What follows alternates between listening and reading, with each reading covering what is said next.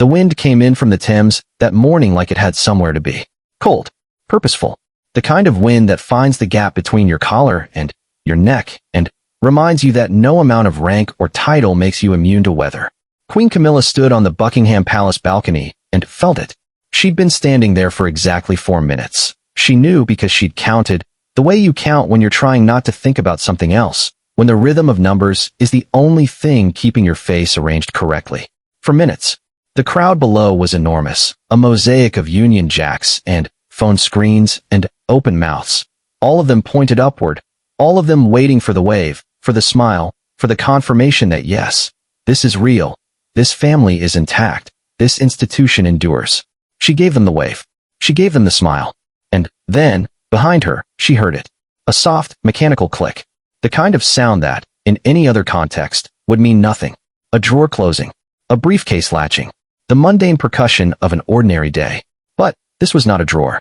This was the balcony door. Camilla turned.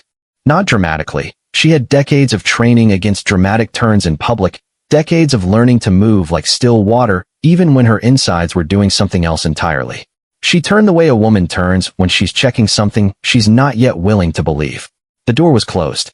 Through the glass, she could see the red and gold interior of the palace room, warm and lamplit against the gray October sky. She could see the ceremonial arrangements, the stiff postures of staff, the careful choreography of an institution that had been running this particular performance for 300 years. She could see, standing directly on the other side of the glass, a royal guard in full ceremonial dress, bearskin hat, scarlet tunic, the expressionless face they trained for, the stillness they perfect, staring not at her but at some middle distance that guards are very good at finding. He had locked the door. Not maliciously. Almost certainly not maliciously. The ceremony inside had moved to its next stage. The door was supposed to be secured. There was a sequence, and the sequence had been followed. And somewhere in the gap between procedure and reality, a human being, a queen, had been left on the wrong side of it. She tried the handle. It did not move. Below, 300,000 people watched. The cameras, BBC, ITV, Reuters, AP, every major broadcaster from 17 countries, were rolling. Had been rolling. Would continue to roll. The wind found her neck again. Camilla looked at the handle. Then at the guard. Then at the handle. There is a specific kind of composure that is not really composure at all. It's composure's more exhausted cousin, the one who shows up when actual composure has already left the building. It's the thing that takes over when you've spent 40 years being watched, when every involuntary expression has been photographed and captioned and debated, when your face has learned to be a thing you manage rather than a thing you wear. That thing took over now. She did not rattle the handle. She did not knock. She did not mouth anything at the guard. No frantic signal, no wide-eyed SOS. None of the things a person does when they are panicking and don't care who sees. She turned back to the crowd, waved again, smiled again, and in the 2 seconds between the wave and the smile, in the hinge of that movement, her eyes did something that no camera caught, and no journalist reported, and only one person in the entire crowd below actually saw. A small, involuntary flicker. Not distress exactly. More like the look of a woman who has just added this to a very long internal list titled Things I Will Find Funny Eventually. The crowd roared. They thought it was for them. Inside the palace, it took 11 seconds for someone to notice. 11 seconds is not long. In a human heartbeat, 11 seconds is nothing. But in the choreography of a royal ceremony, where every position has been rehearsed, where every person has a function and a location and an awareness of every other person's function and location, 11 seconds is an eternity. 11 seconds is enough time for 3 separate members of staff to look at a door and register that something is wrong before any of them actually moves to fix it. The one who moved first was a young equerry named Thomas Bellingham Clark, 26, 8 months into his posting, still in the phase of his career where every day felt like a test he hadn't studied for. He saw the guard by the door. He saw the door was locked. He saw, through the glass, the back of a woman in blue standing at the balcony railing. He did the arithmetic in about 1 second. The color left his face in the next. He crossed the room in a way that was technically walking but was doing everything in its power to be running. Moving with the particular gait of a person who has been trained that you do not run in these rooms, you do not create alarm, you do not let the performance crack. But who is also a 26-year-old realizing he is about to become, potentially, a footnote in history. He reached the guard, said something low and urgent. The guard, to his credit, did not react visibly, did not flinch, did not allow the bearskin hat to so much as tremble. He simply, with the same expressionless efficiency with which he had locked it, unlocked the door. Thomas opened it. The wind came in first. Then Camilla. She did not rush.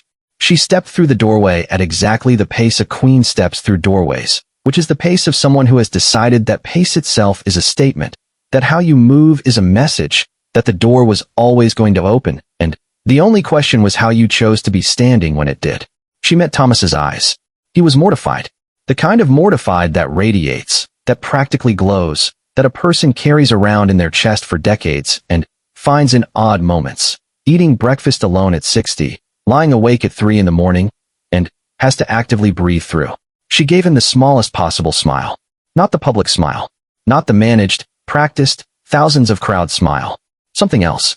Something that said I know, and it's fine, and please, for the love of everything, do not make it worse by making it a thing. Thomas Bellingham Clark would later describe this moment to exactly one person, his mother, on the phone that night, and would be unable to explain why it made him want to cry a little. He put it down to the stress of the job. He was not entirely wrong. The footage, when it circulated, was 11 seconds long. 11 seconds of Queen Camilla standing at the Buckingham Palace balcony, waving to the crowd below, while behind her the locked glass door and the motionless guard created a tableau that was, depending on your mood, and your politics, and your feelings about the institution in general, either deeply comic or quietly devastating, or both. The internet, being the internet, had opinions. By evening it was everywhere. The clip had been sliced, and reposted, and stitched with commentary, and set to music. Someone used Locked Out of Heaven, and got 4 million views in 6 hours, which was either very clever or very obvious or both. The stills were worse, in a way. The photographs that caught her mid-wave, the door visibly locked behind her, the guard visibly present, visibly unmoved, visibly not noticing or not reacting, or simply performing his role in a system that had, for 11 seconds, failed to account for her. The headlines divided roughly into 3 camps. There were the ones that found it funny. Royal Rumble. Queen Camilla locked out of her own palace, which were mostly tabloid, mostly breathless, mostly written in the tone of someone who had been waiting for exactly this kind of moment. There were the ones that found it symbolic. Think pieces, largely, about ceremony and exclusion and the particular position Camilla had occupied for decades before the title, before the crown, before the public had decided, largely, to move on. These pieces used words like metaphor a great deal. Some of them were quite thoughtful. Most of them were published before noon and written faster than thoughtfulness strictly allows. And then, there were the ones that defended the guard. Procedure is procedure. Ceremony has a logic. No malice was intended. The system worked as designed, which were correct in all their facts, and somehow still managed to miss the point. What none of the pieces addressed, because none of them could have known, was what the 11 seconds had actually felt like from inside them. Not the optics, not the symbolism, not the procedural failure or the institutional gap or the metaphorical resonance. The wind, the handle that didn't move. The very specific, very private, very human experience of standing in public, completely in public, before cameras and crowds, and the relentless documentation of your own existence, and encountering a locked door. Camilla had been in the public eye for long enough that she had developed, out of pure necessity, a way of experiencing difficult moments in 2 layers simultaneously. There was the outer layer, the face, the posture, the careful management of expression, the performance of equanimity that she had refined over decades until it was less performance than instinct. This layer she could access automatically, the way a person accesses the knowledge of how to ride a bicycle. Not consciously, not effortfully, just there, just available, just happening. And then, there was the inner layer, the one that noticed things. The one that kept, without exactly intending to, a running archive of the moments that were a lot. Not devastating, not traumatic, just a lot. Just the accumulating texture of a life lived almost entirely in view. The inner layer that had opinions, that had a wry and dry and slightly exhausted sense of humor about the whole business, that could find the locked door funny at the same time as it found it something else, some harder thing she didn't have a word for. This layer said, of course, not in a bitter way, not in a self-pitying way, just of course. The resigned amusement of a woman who had stopped being surprised by the ways in which the institution, for all its grandeur and history and accumulated weight, was also sometimes just a building full of people trying to do their jobs, and occasionally doing them in ways that created, without any ill intent, situations like this one. Of course the door was locked. Of course the cameras were rolling. Of course there would be 11 seconds of footage that would circulate forever. Of course. She was not a woman given to public complaint. Had never been. The complaints she had. And she had them. She was human. She had them. She kept in rooms that did not have cameras, shared with people she had chosen carefully over many years, expressed in the dry, particular way she expressed most things, understatedly, with a raised eyebrow, and a timing that would have worked well in the theater. She had, once, described her public life to a close friend as rather like being the last person chosen for a team that won the championship. Everyone's very pleased, and you're pleased, and the happiness is entirely genuine. But there's also this small, private knowledge of the sequence of events. Her friend had laughed. Camilla had laughed. Then, they'd had another glass of wine, and talked about something else. The guard's name was not released. Was never released. He gave, apparently, a single statement through official channels, that he had followed correct procedure, that he deeply regretted any inconvenience caused to Her Majesty, that he had acted in accordance with his training, and then returned to the specific, practiced, architectural stillness of a man who has decided that stillness is the only safe option left. Thomas Bellingham Clark was also not named publicly. He did, however, receive a handwritten note. It arrived on his desk 3 days after the incident, on cream-colored stationery with a small coronet at the top. It said, in a handwriting that was smaller and less formal than you might expect, "Thank you for the prompt rescue." The wind was getting quite personal. He kept it, framed it, eventually, though he kept the frame in a drawer rather than on a wall, because some things are too private to display and too important to throw away. Here is what the ceremony was for, a commemoration. One of the dozens that fill the royal calendar each year, each one carrying its own weight of history and protocol and significance, each one requiring the family to show up and be present and remind a country that some things continue, that some institutions endure, that there is a value in the showing up itself even when, especially when, the world outside the palace gates is complicated and loud and full of questions about what any of this is for. Camilla had been to hundreds of these, would go to hundreds more. She knew the texture of them, the waiting, the precision, the way time moves differently inside ceremony, the way your body learns to inhabit formality, the way it learns to inhabit any environment you spend enough time in. She stood on the balcony. The crowd was below. The door was locked. For 11 seconds, she was, in the technical sense, in the logistical sense, on the outside. And then, she wasn't.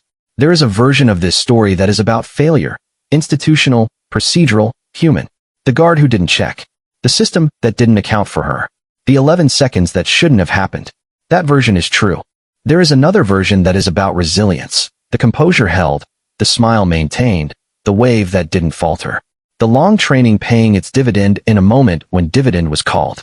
The performance of unruffledness being, itself, a kind of refusal. That version is also true. But there's a third version that doesn't have a clean name. It lives in the space between those two.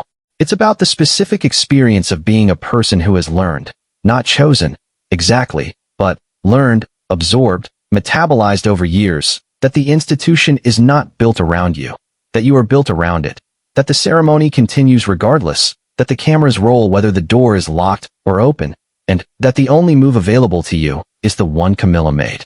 Turn back to the crowd. Wave. Smile. Let the wind be cold.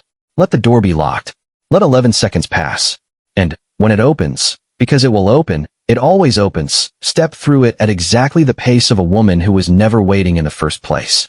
The crowd below never knew. Most of them. There was that one person, a woman from Cardiff, there with her daughter, both of them in matching Union Jack hats that the daughter had chosen and the mother had agreed to on the condition they never spoke of it afterward, who had been watching Camilla specifically, tracking not the wave, but the eyes, the way you track someone when you're trying to understand rather than just witness. She saw it. The flicker. The 2-second thing between the wave and the smile. She said nothing to her daughter. Just squeezed her hand a little tighter. Her daughter, who was 9, looked up.